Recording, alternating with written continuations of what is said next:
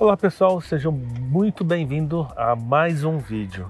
E hoje vamos falar de uma situação que já passamos inúmeras vezes, mas para quem está começando, às vezes fica com a pulga atrás da orelha se está agindo da forma correta, certo, Tatiana? Correto. Na verdade, o Rogério tá falando da seguinte situação, né? Imagina que você, perito, foi fazer análise, vai fazer um processo, né? A partir de uma reclamação de um autor, uma dada empresa. E aí você chega lá, o autor começa a relatar as atividades dele e tem representantes das duas partes. Tem da reclamada e tem do reclamante. Ou o reclamante levou advogado ou levou assistente técnico, e da reclamada idem, né?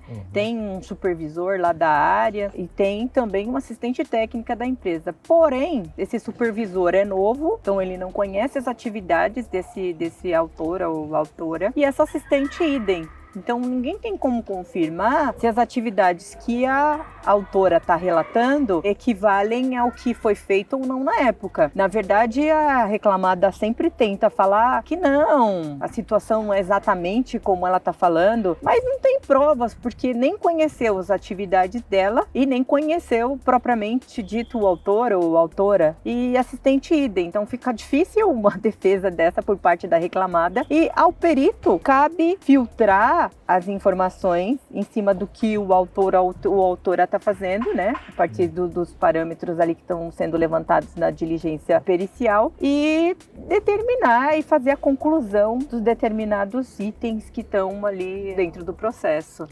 Na verdade, acho que a gente age dessa forma, né? Eu acho que é a forma mais acertada e eu acho que não vai ter nenhum questionamento. O que acontece? Depois, quando o perito faz o laudo e faz a conclusão, muitas vezes em cima do que o autor falou, em cima, é óbvio, dos elementos que foram coletados ali, tanto nos autos quanto na diligência pericial, o perito ele vai ser impugnado e vai ter muito esse confronto. Mas o perito não fez análise técnica, ele levou só em consideração o que o autor falou. Tá, mas a reclamada não falou nada. O que falou não bate com a diligência pericial, nem com os documentos que estão nos autos, e muitas vezes não tem nada mesmo nos autos, né? Que é bem comum.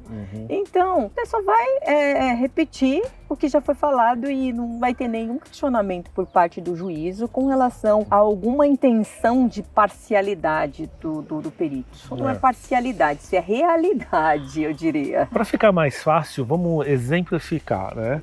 Uma situação onde você vai fazer a perícia dentro de uma reclamada, de uma empresa, onde a perícia é com relação a uma empresa terceirizada que está dentro dessa primeira reclamada. Isso é muito comum acontecer em empresas relacionadas a limpeza, cozinha, segurança, onde são empresas terceirizadas normalmente. Há uma troca de empresa, ok? E aí você vai fazer a perícia, aquela empresa já não atua mais dentro da segunda reclamada, da realidade, né? Ela não atua mais dentro dessa empresa. Quando você vai fazer a perícia, que nem a Tatiana está falando, muitas vezes até tem um representante, muitas vezes até tem um assistente, mas não conheciam a atividade da empresa. E a empresa não está mais. E aquela que assumiu tem atividades muitas vezes diferentes, rotinas diferentes, utilização de produtos, no caso dos químicos, diferente, uma série de coisas diferentes. E a reclamada simplesmente não conhece a atividade, não tem um paradigma para você pegar que seja fiel com a mesma atividade do reclamante.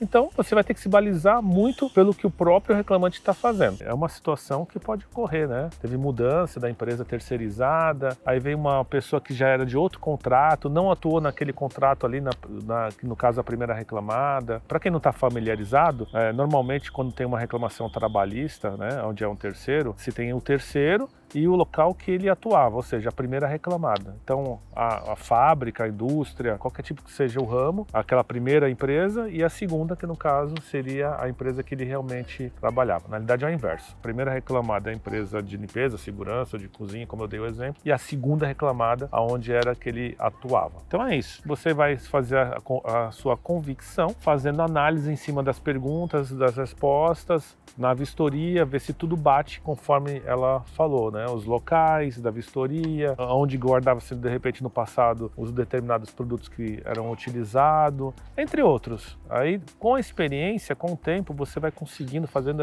esse link muito facilmente, certo, Tatiana? Correto. E principalmente sem ser parcial, né? Sendo totalmente imparcial diante dos elementos que você tem ali na mão para poder fazer análise. Eu falo isso porque no nosso trabalho fica bem claro a partir do laudo que é feito pelo perito, né? Sempre há imparcialidade, não parcialidade, ou seja, não tomar nem o lado do autor e nem o lado da reclamada, do reclamante ali. O perito tem que ter análise imparcial e eu acho que assim a gente consegue chegar num resultado mais assertivo, digamos assim, mais correto tecnicamente. E uma dica importante é você, no seu laudo pericial, deixar bem claro que as partes não eram da época do reclamante, que a empresa, né, que está lá não é a mesma, já saiu. Deixar claro que, na realidade, as pessoas ali, por parte da primeira e segunda reclamada, não tinham detalhes. Deixar todo esse tipo de coisa bem explícito. Bem lembrado, Rogério, porque isso certamente vai ser confrontado na impugnação do laudo pericial e, uma vez registrado, é muito mais fácil para o perito responder. E fazendo o fechamento, né,